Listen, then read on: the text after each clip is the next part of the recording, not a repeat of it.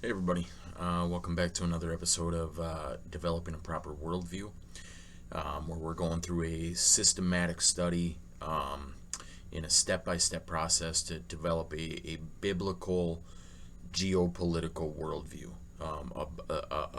scriptural, Bible-based way of viewing the world political body and how the world is moving and what direction the world is moving into and why it's moving in the direction it's moving. And if you're just catching this video by happenstance, I highly recommend that you go back and watch them in numerical order. There's purpose and intent behind the chronology that they're laid out in. I'm trying to take you through the same process that I went through early in my faith, coming to a realization of the New World Order, the Illuminati, and a global conspiracy to move this world into a one world body, a one world organization, and how that lines up with Scripture, how this is what the Scriptures teach, that this is the counsel of God, that this is being orchestrated according to His will to bring about the return of Jesus Christ.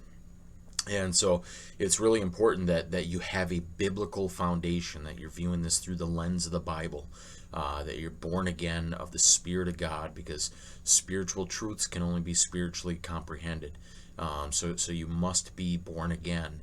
And so we went through the gospel in the first few videos, and then we moved into the really the basis of the devil's scheme in this world. His attack on the Bible, his attack on God the Creator, which he institutes through the theory of evolution, and how he's taken this pseudo-scientific theory and spread it throughout the entire world, and it's in academia and the entertainment industry, in the sciences, so-called. So we've been looking at that, and we've been looking at really the best source that I think is out there, which is the Creation Seminar series by Dr. Kent Hovind, which is a 7-part series, approximately 21 hours worth of information. And we've been showing just how ridiculous this theory is. Dr. Kent Hovind's been going through step by step, showing what the Bible teaches, how real science fits the Bible scheme, real science contradicts evolution, and that evolution is a lie. It's a scheme. It's a trick that has no evidence, no scientific background, yet it's purported by the entire world pretty much when you look at academia and the scientific community. So he's just showing how this is a lie to discredit the Bible, and we've looked at it, and the evidence is overwhelming. Again, I'll reiterate, as I have on previous videos, if you watch the 7-part Creation Seminar series with an open mind, there's no way you walk away from that believing in evolution. You're going to know that it's a lie, that it's a trick, that there's no evidence supporting it. So we're done with 6 of the episodes, or 6 of the DVDs, and we're on the 7th now. We watched the first hour of the 7th, and so we're going to be moving into the second hour here tonight. So as always, I appreciate you guys watching, and without further ado, let's jump into it. Alright, so here we go. We're going to pick up right where we left off, which was just after the 56-minute mark. Okay, let's take a few more questions and answers. People often ask me about the age of the Earth and say, doesn't potassium-argon dating prove the Earth is millions or billions of years old? Well, potassium is one of the elements in the periodic table. It slowly decays and turns to argon, which is a gas. So the theory is that when a volcano erupts, it melts the rock and turns to lava and comes out and spreads down the hillside, and the gas would escape because it is now a liquid. And so as potassium slowly decays to argon, which is a gas, if it melts the rock, it should reset the clock to 0. And so they think we can tell how old lava flows are, or ash flows, ash beds, because there should be no argon in them. It should reset the clock. It should be just potassium. Well, it sounds good in theory, but in practice, when you actually test it, it doesn't work, okay? It's true that potassium decays to argon, has a half-life of about 1.3 billion years. It very, very slowly decays. Of course, nobody watched it for 1.3 billion years. They watched it for 3 or 4 days in the laboratory and estimated how long it would take for half of it to disappear. But let's assume the half-life is right, and that would be quite an assumption, but I don't argue that much with them. The fact is, when you actually test it, like the lava flows that were tested from New Zealand, that this chart shows from the radioactive dating failure here article, about potassium-argon dates were given for a 1975 eruption at the very bottom of the list here, February 19th, and yet it was way off. It was 1 to 2, or a quarter of a million years old, and yet it was only 1975. 1949, a lava flow, they knew it erupted in 1949, yet it gave an age of a little less than a quarter million years old. So it just simply doesn't work. As much as 80% of the potassium in a small sample in an iron meteorite can be removed in distilled water in 4.5 hours. So we don't know that it actually resets the clock. This Canadian Journal of Earth Science article said, in conventional dating for potassium argon, it's common to discard ages which are substantially too high or too low compared with the rest of the group, or with other available data such as the geologic time scale. Oh, now here the truth comes out. Things are really dated by the geologic chart, not by just, potassium. You see how insane that is? That geologic timetable, as we looked at previous episodes here, was invented. There's no scientific method behind it. It's just a theory. It's something a guy made up. But yet they use that to date everything else. So that this potassium argon dating method, if the dates don't match up with their imagination, if the dates that are discovered don't match their false, made-up geologic timetable, they disregard the dates. That's insane. And then they promote that as factual information. Teach it to children in textbooks. Teach it at museums. Put it into Hollywood and media. They're willfully ignorant. They're lying on purpose. Argon dating. We've been through that before. In Nature magazine, back in April of 1970, they gave another example where they had dated a layer of ash called the KBS Tuff, named after K. Brenzenmeyer. This layer of ash was dated at between 212 and 230 million years old. I mean, for years, everybody had dated this layer of ash, and everybody agreed it's over 200 million years old. What they'll do is, if you look at the picture here, they will have different layers of ash that they will assign dates to. These are from volcanic eruptions, lava flows, or ash layers. If you find a fossil between two layers, you can guess how old it was based upon the potassium argon date of the one above and the date of the one below. Sounds good, doesn't work. They bracket the sample by it's called an event horizon is the term they use for it. They'll say, well, there's a volcanic eruption and made this layer of ash over the whole countryside. Any fossils found below that layer have to be older. Any fossils found above this layer have to be younger. Sounds good. And until Richard Leakey found a skull called the KNMER for, they give the numbers, KNMER 1470. This skull was found under the KBS Tuff. Now here everybody had been saying the KBS Tuff was over 200 million years old, and they find a normal human skull under it. Ooh, now you got a problem. So they redated the ash layers, the KBS Tuff. They would never have redated it if it hadn't found that skull. They redated the ash layers and took 10 samples and got numbers from 0.5 million to 2.64 million. Well, first I'd like to point out that's way down from 212, and still that's a 500% error. It doesn't work. I mean, a 500% error, they'd laugh at you if you put this in a court of law. It's interesting to look at the inflation of the age of the Earth. Back in 1770, George Buffon said the Earth is 70,000 years old. In 1905, the textbooks would say the Earth is 2 billion years old. George Buffon. In 1969, when they went to the moon, they said the moon and the Earth are 3.5 billion years old, and this number was arrived at by potassium argon dating, like this article says here. Today, the students are taught it's 4.6 billion years old. It's interesting. Do you know the Earth is getting older at the rate of 21 million years per year? That's 40 years per minute. We're aging rapidly, folks, so it's silly. Here's the things to consider about potassium argon, or any dating method for that matter. Number one, wild dates are frequently obtained. They're not always consistent. They get all kinds of numbers. They pick the ones that they want based on the preconceived idea, which is based on the geologic column, which is dumb. Secondly, dates that don't fit the theory are routinely rejected. That's not how science ought to work. I mean, if it works, it ought to work every time. It ought to be testable or demonstrable. Number three, it's obvious any dating method is based on the assumptions that the original content can be known, that the decay rate never changes, that the sample's never been contaminated. And the fourth observation somebody needs to point out to these guys is all of these decay rates are based on a decline, downhill slide, not uphill. Potassium decays to argon. Carbon-14 decays. Everything is decaying. This is the opposite of evolution. They need something that's improving. This will go back to the concept we talk about in seminar part 4 of the 6 different meanings of the word evolution. You have to have chemical evolution where the chemicals go higher on the periodic table, not lower. All of these are examples of them going lower. Mount St. Helens erupted. Many volcanoes erupt. For instance, Mount Etna erupted in Sicily back in 122 BC. It was a dated eruption they had historical evidence for. When the potassium argon dated it, it was 250,000 years old. The 1801 Hawaiian lava flow gave a potassium argon age of 1.6 million. It didn't work. Another Hawaiian lava flow from 1959 gave an age of 8.5 million years old. Mount Etna from Sicily erupted again in 1964, dated, and everybody watched it happen. And yet when they dated it with potassium argon dating, it was 700,000 years old. In 1972, it erupted again, and now the dates came 350,000 years old. The lava from Mount St. Helens was tested right after it erupted in 1980. Brand new lava dome, they knew the age of it, and yet it gave numbers from different dating methods ranging from 350,000 to 2.8 million. This is coming from the same rocks, from the lava flow that they knew was 20 years old.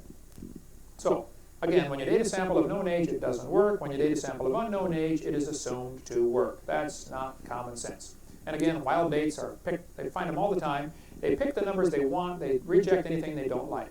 It's based on many assumptions, just like any other dating method is. Okay. Get the book, The Evolution Cruncher, if you want a whole lot more on the other dating methods about uranium-235, uranium-238. There's much information there, or on the website icr.org, which is an Institute for Creation Research. Next question. Have fresh dinosaur bones been found?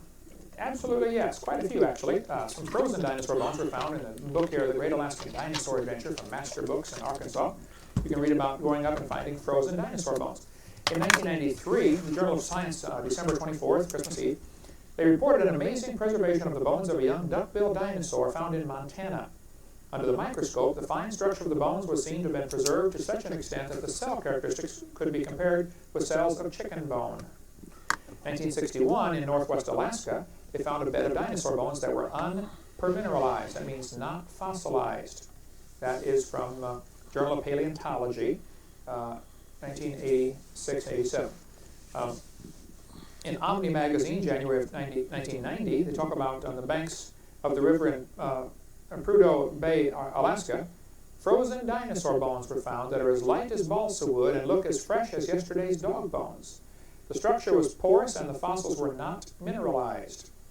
On Bylot Island in 1987, they found the lower jaw of a duck-billed dinosaur that was in fresh condition. Joe Taylor, who does a lot of digging for dinosaurs in Texas, in Crosbyton, Texas, outside of Lubbock, has discovered many times, he said he finds dinosaur bones that are not fossilized. So the idea that dinosaurs lived millions of years ago is silly. So, next question. If there really was a flood, where are all the human bones? So I also want to mention, he talks about them not being fossilized. They've also found dinosaur bone with blood cells, intact blood cells. You really think that that bone sat there in the ground for millions and millions of years and somehow miraculously preserved blood cells, that they didn't decay, that they didn't get scavenged, that they didn't, blood cells are not going to last. You bury a body, within a few years, it's completely decayed. It's just bone. There's nothing left. The fact that there was blood cells in it clearly indicates that it died recently. Which shows that dinosaurs are not millions of years old. If that was the only evidence we had, just that, it completely destroys their millions of years theory. It does not work. How did the blood cells survive for millions of years? Obviously, it's not millions of years old. It's very, very, very recent. Oh, if the world was totally destroyed, you ought to find millions of human fossils. Well, about 4,000 human remains have been found, according to Marvin Lubenow, who's one of the smartest guys I know on the topic of human ancestors. His book Bones of Contention is excellent from a Christian perspective. All the so-called cavemen that they're finding. Many of the human remains, even those are very fragmentary, just one bone or just a few bones, but let's assume 4,000 human remains have been found, just to pick a number. I think when God made the earth 6,000 years ago, it was full of plants, full of animals, and only 2 people.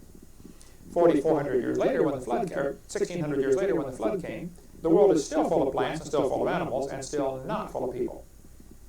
I'm not sure what the population was. I would pick a number, clear out the clear blue sky, and say, let's assume there was 1 billion people at the time of the flood. Could may have been a lot more. If they had 100 kids per family, populations grow quickly like that. But let's say it was a population of 1 billion. It may have been 10 billion. I don't think there's any way to tell. Okay. Problem is, they all died except for Noah and his family.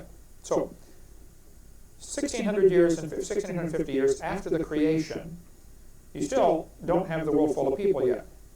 The purpose of the flood was to destroy man off the earth, Genesis chapter 6 and verse 7. The Bible also says there were giants in the earth in those days, men of renown, mighty men, big people. Here's a picture we used on seminar part 2 about the human thumb bone on top compared with a giant human thumb bone underneath, found right near Mount Ararat. Here's the reasons I would give why so few human fossils have been found. Number one, there were less animals to be killed, less people to be killed than there were animals. Okay, so you're more likely to find animal bones than human bones, simply because there were more of them. Okay, God only made 2 people, but He made a world full of animals. Secondly, people are smarter than animals. Well, some people anyway. And so they would tend to avoid drowning until last, and they end up on top. So they end up rotting instead of being buried. In order to fossilize, the animal has to be buried. So I think you're more likely to find animal fossils than human fossils for this reason also. And that's true. I mean, you can see that just in today's society. If there's a localized flood, animals are going to drown, the cows and whatnot. They're not going to get away. A big flood comes. People are going to climb up on things, try to find things to float on. They're going to, like he says, get towards the top. And so if everything were to drown, those animals, and especially the sea creatures and stuff that are along the bottom, they would get buried. The people would float up near the surface or then sink into the water and decay. So they wouldn't fossilize this. So it makes sense why we don't find fossilized people from the flood, because they were trying to survive. They were trying to swim and float and find things to escape the flood. Thirdly, if humans were bigger, the bones might not be recognized as human. Because many people go into this study with the preconceived idea that evolution is true and man used to be small and we're getting bigger and better and stronger and smarter, and probably exactly the opposite is true. If people were 8 or 9 or 10 feet tall before the flood, and you found human bones from somebody 8 or 9 or 10 feet tall, like this thigh bone here over my head, which is from a human that would have been nearly 13 feet tall. We covered that on video number 3, or video 2, I guess, about the giant people. That would have been a 13-foot human. Well, it's crazy. If just a fragment of that bone was found, nobody would dream it came from a human, if they believed in evolution, because they got stuck in their head, man used to be like a chimpanzee, 3 feet tall, and now we're 6 feet tall. And so they would assign it to something else. They would call it a cave bear or a giant sloth or something. Okay, it can't be human. That they would know for sure. So I think many bones are misidentified for that reason, because of the preconceived evolutionary concept, which is a great hindrance to scientific research. Next question. Where did Noah get pitch? In my debate number 7 with an atheist that was a former preacher, Church of Christ preacher turned atheist, he said Noah couldn't make pitch because pitch is made from oil, and oil formed during the flood. Well, there's a problem with that. Several problems with that.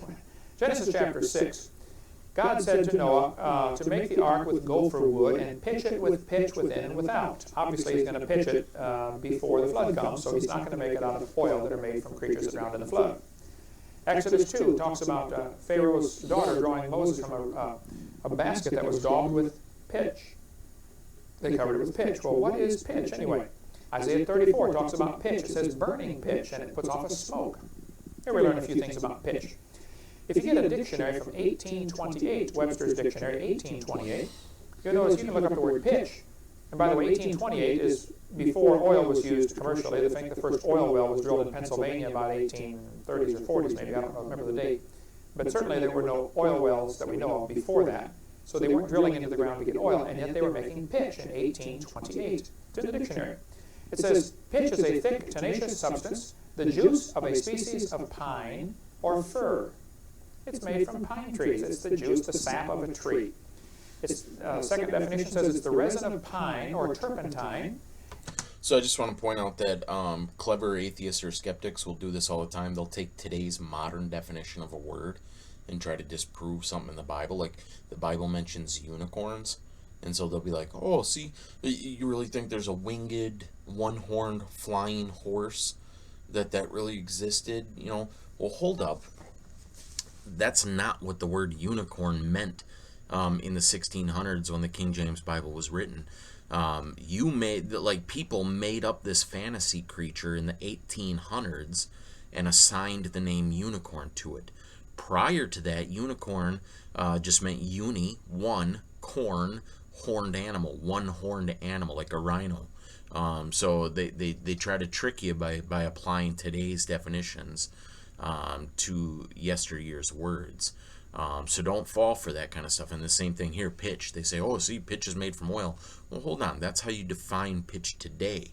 Back then, pitch meant the resin of a pine tree. It's used in caulking ships and paying the sides and bottom.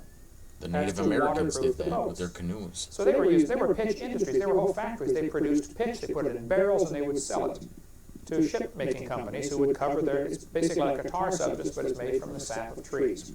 So no, don't tell me the Bible's wrong because it says they used pitch before the flood. The Bible is absolutely correct, and the skeptics are wrong. Okay, Amen. Next question. Was ancient man primitive? Some people get this false idea that modern man is smart and everybody in the past was dumb. That's ridiculous. There's a lot of indication ancient man was extremely smart. There's an excellent book we sell called The Puzzle of Ancient Man by Don Chittick. Highly recommend this one. It's about $10, showing some of the incredible achievements of ancient man.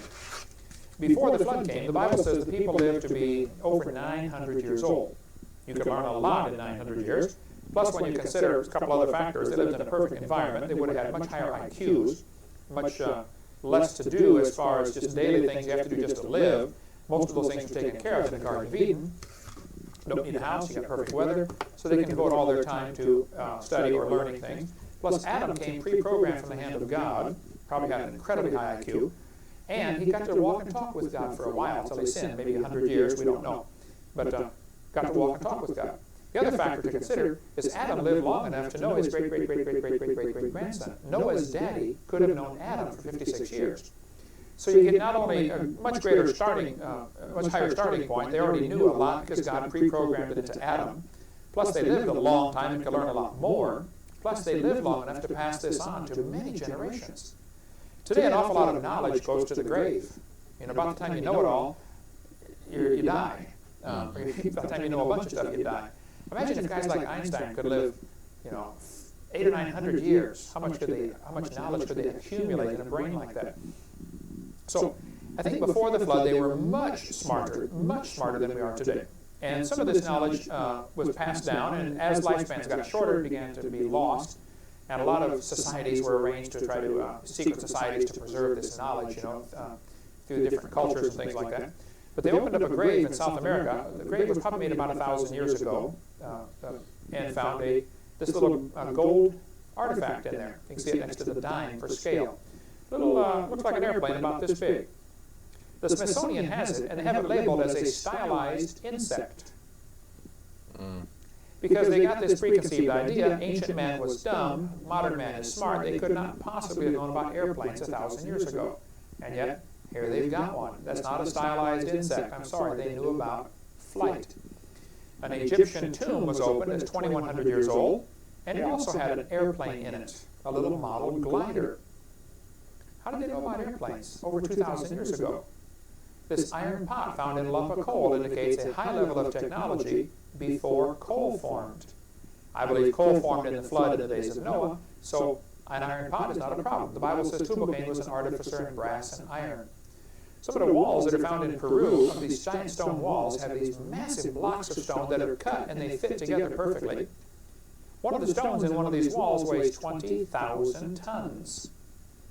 Well, the biggest crane on Earth today can only lift 3,000 tons. That's crazy. How on earth were they lifting a stone 20,000 tons? Yeah, it's insane.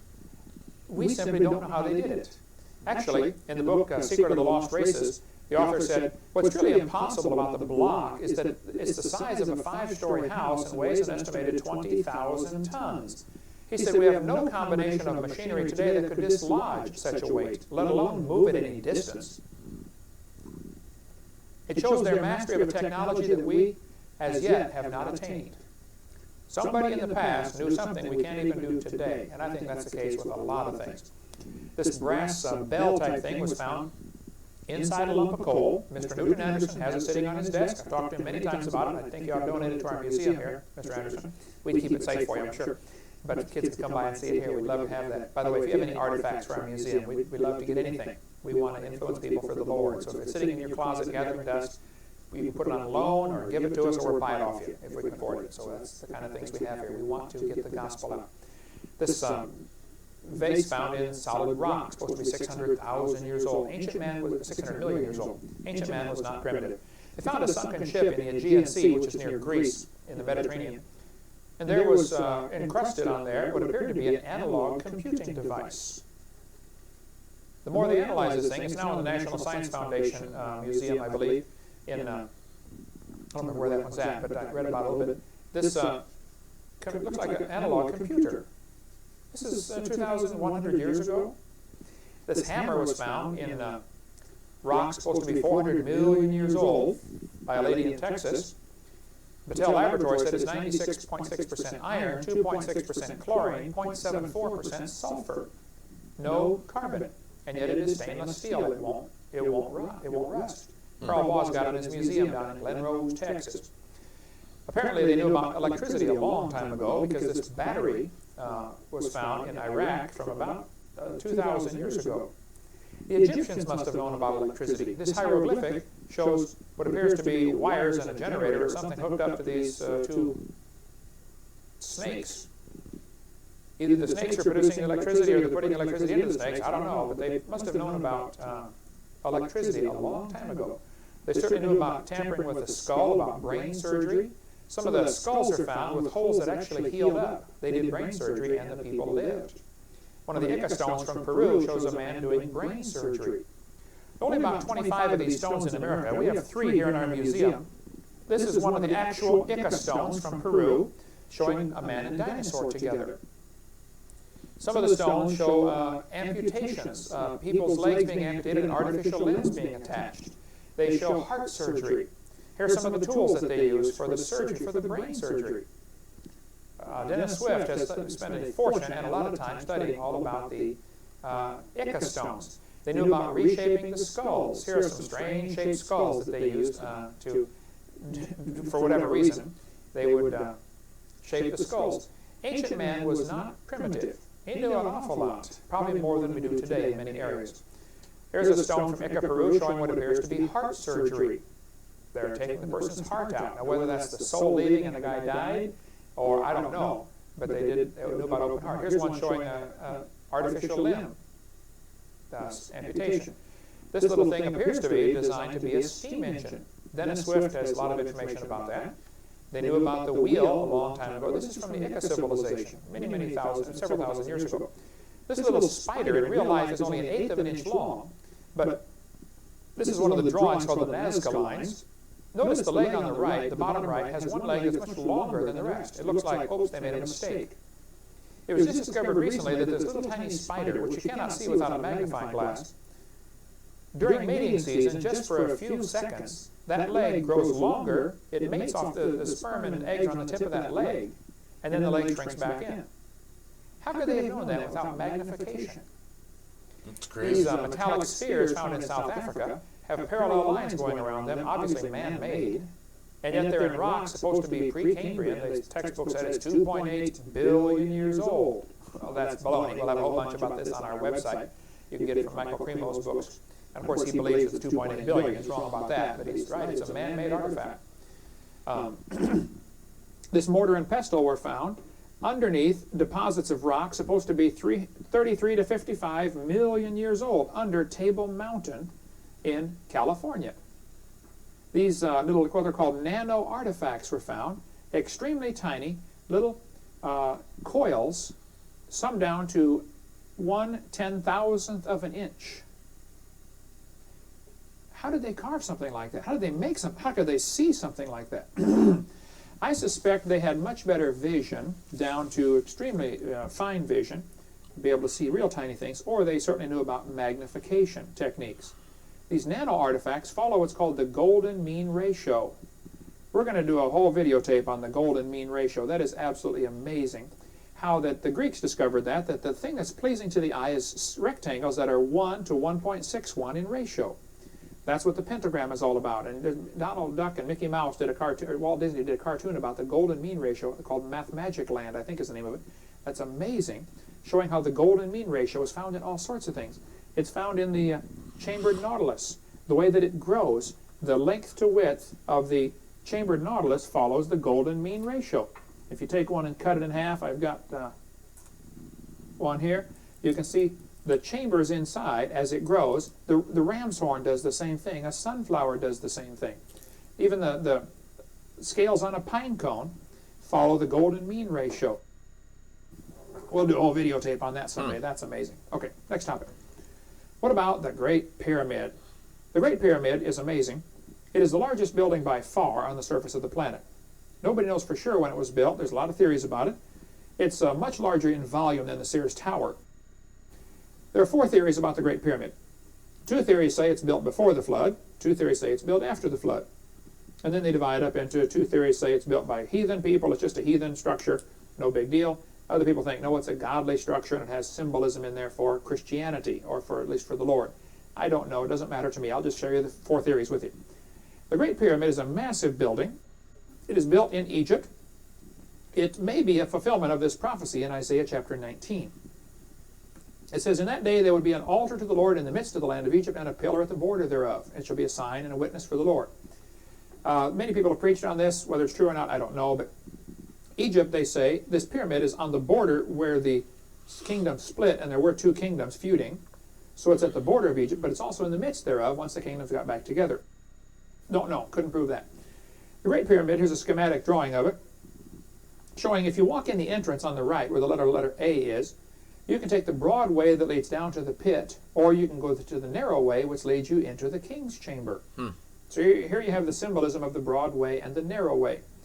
If you go up the narrow way, you end up into a large section called the Grand Gallery, and there are markings along the wall that some people think are actually based on pyramid inches, which actually tells some kind of history of the world. You know, it's got events that correspond to major events in world history. It's the largest building by far. It contains enough stone to build a brick wall 10 feet high completely around Texas. Some of the stones in the Great Pyramid weigh 70 tons. What did he just say? Build a brick wall 10 feet high completely around Texas. What? Some of the stones in the Great Pyramid weigh 70 That's tons. insane. The top is 450 feet high. The capstone was never in. Hold up, I gotta comprehend that for a minute. The pyramid is so big that you could take the stone and build a 10-foot high wall all around Texas. Texas is massive. Texas is like 1/3 the size of the United States. What? How big is the pyramid, man? I gotta go see this pyramid. Installed. The entrance goes down the broad way, or you can turn around and change your direction and go up the narrow way to the king's chamber. In the king's chamber, there's an empty tomb. Apparently, the tests have revealed there's never been a person buried in there. Again, it may be Christian symbolism, I don't know. The pyramid probably was originally covered with 144,000 casing stones that fit together so tightly that you couldn't even find the seams in many cases, and you definitely couldn't put a piece of paper between them. The capstone was never found. Revelation 7 tells us there's going to be 144,000 of the children of Israel that are sealed in the book of Revelation. Interesting. 144,000 sealed stones encased the Great Pyramid. So this may be something, Christian symbolism, I don't know. Ephesians talks about the whole body being fitly joined together. Matthew tells about the stone that the builders rejected became the head of the corner. Same thing in Mark chapter 12. The stone which the builders rejected, Luke 20, the stone the builders rejected has become the head of the corner. It could be that the pyramid, if it is a Christian symbol, has the capstone, the chief cornerstone, not installed because God is telling us he's not done doing his work here yet. Don't know. Preacher's good, maybe true. I wouldn't be dogmatic on it.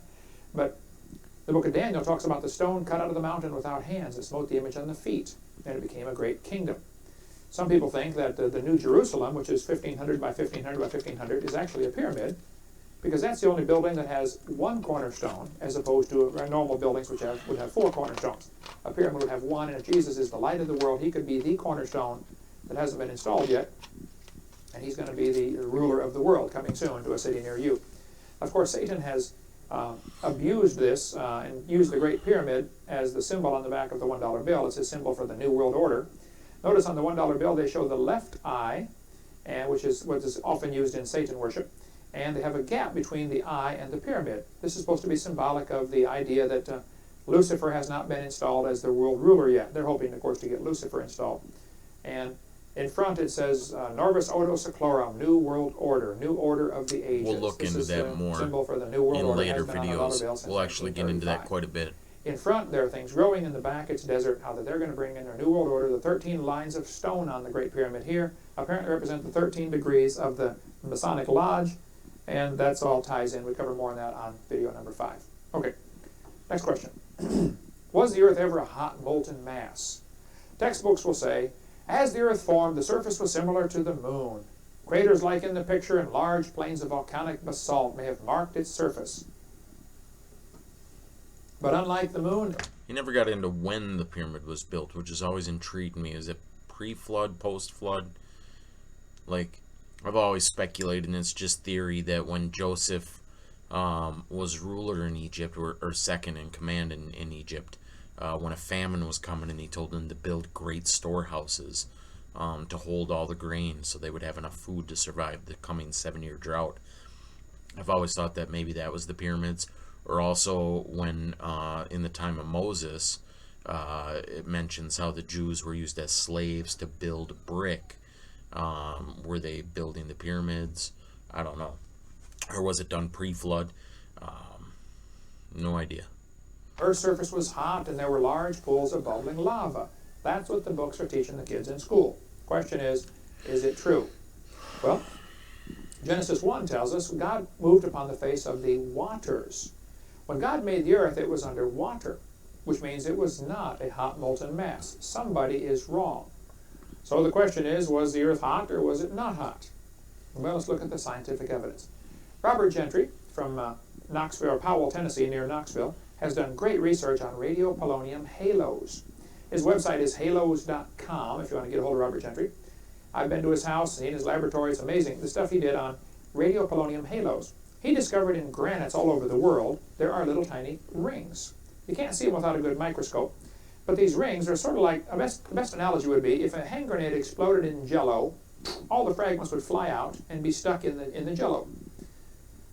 If you had a big block of Jell-O, it would make a halo. Well, as polonium decays, it's radioactive. As it decays, it sends off these little particles, and they all go a certain distance. So you end up, just similar to the hand grenade, you end up with a ring of these little particles. If this happens in hot molten rock, it's going to decay, make its little halo, and the halo is going to melt, it's going to disappear. Just like when fireworks go off, it makes a beautiful circle in the sky, and then it doesn't stay there, of course, it falls down. Polonium has a very short half-life, and so if it made its little halo as the polonium 3.5 minutes, I and think. made its little halo in the rock, if the rock was hot, the halo would disappear. If the rock were already cold, it would leave a ring behind. And these rings are found in rock all over the world. And Robert Gentry did a lot of research on this and said, folks, these rocks were never hot molten mass because this is polonium that is original. It's not a daughter product of something else, and it's leaving a ring behind. This rock was never hot. And as soon as his research, people began to realize his research goes against the Big Bang Theory, he lost his funding, of course. Okay, next question. What about global warming? Is it? I think I remember hearing about that first in The Collapse of Evolution. I think the book by Scott Hughes talks about that. It's pretty interesting. I don't understand radioactive decay and how the elements, all that. That's something I never really got into. But the polonium halo, like the bullet points I could understand. The bullet points were as this decays and those halos are created, the half-life is 3.5 minutes.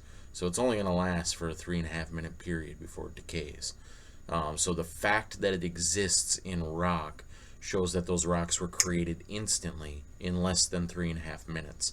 It couldn't have been hot lava slowly cooling over time. So it's pretty interesting. Again, I highly recommend you get that book, The Collapse of Evolution by Scott Hughes. True, the Earth is heating up, and we've got to save the environment, and, save Mother Earth and kill all the whales, or kill all the babies and save all the whales. Well, there's a good book, several good books about global warming. I think there's a whole lot more to this story than we realize. There's no question man has abused the environment, okay, but I don't think the government's the one to fix it. There's a book called Facts Not Fear. You can get through Jerry Brownfield's ministry in Missouri. Radio R12, which is what's used in refrigerants for air conditioners, it sinks. It doesn't rise. Try it. If you get some R12 and poke a little hole in the can and put a match under it, it'll put the match out as it flows over it. It's not going up. A volcano can produce thousands of times more ozone-destroying material than man has produced in the history of our modern world, okay, since R12 has been used for refrigerants. What's happened now, we've got a different one. I think it's R132 used in air conditioners, and the cost has gone way up. This is part of the plan to bankrupt the world, I think, get everybody in debt to the New World Order folks. So no, it's silly what's happening with and they want a global carbon tax. Environmental. We're going to get into that too. There's a lot of things that tie into that on a conspiracy level. Chemtrails tie into the global warming thing, global warming or global governance. The idea is that they're using the lie of global warming to bring in a global carbon tax where they tax all carbon. And in order to enforce that global tax, they'll need a global governing body, because this will be it's not just an American tax or a European tax, it's a worldwide tax, so they'll need a worldwide body to enforce it. So it's all about bringing about New World Order. Also, I was just thinking as he was talking about it too, like when I grew up in the 80s, everybody was freaked out about the hole in the ozone layer. Did that just disappear? Is that no longer a concern? I haven't heard anybody talk about that in years. Like, it went from that, and back in, I think in the 70s, they were worried about global freezing or global cooling, that we were going to have a new ice age. I think there was a period where they were worried about acid rain. So there's always these fake pseudoscience freakouts where they use the media to get everybody in a panic so they can push forth their agenda. Order out of chaos isn't a phrase used by the occultists. You have a plan that you want to institute, but people won't go along with it, so you create a chaotic atmosphere and then offer your plan as the solution, and because people are so afraid of the chaos, they go along with the solution. And that's a lot of how the Illuminati or the New World Order, the elites, how they function. They use this order out of chaos theory. Scares that are going around. I think the real purpose of the environmental movement is to abolish private property, which is Karl Marx's first plank on the Communist Manifesto. They want you to have to get a permit to cut down a tree on your own property. And that's another long, interesting question about permits. We cover that a lot more on our college class, CSE 104, I believe, of our college classes we offer here through our ministry. Next question. Doesn't the Green River Formation prove the Earth is millions of years old? No, it doesn't. The Green River in northwestern United States has a lot of layers of rock around it. This is called the Green River Formation. If you take two pieces of glass with different colored sand in between, like you can buy at the mall, and you flip it over, it automatically sorts into many different layers. If you only have two densities of sand in there, the black and the white are two different densities, why does it make hundreds of layers?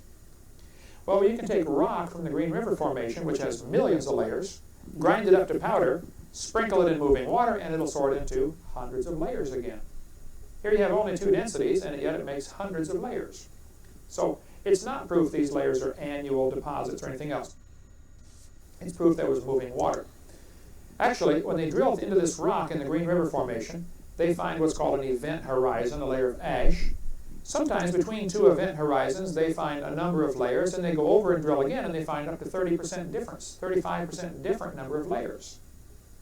It can't be annual layers, okay? The Green River does not prove the Earth is millions of years old. Next question. All right, we're going to stop there.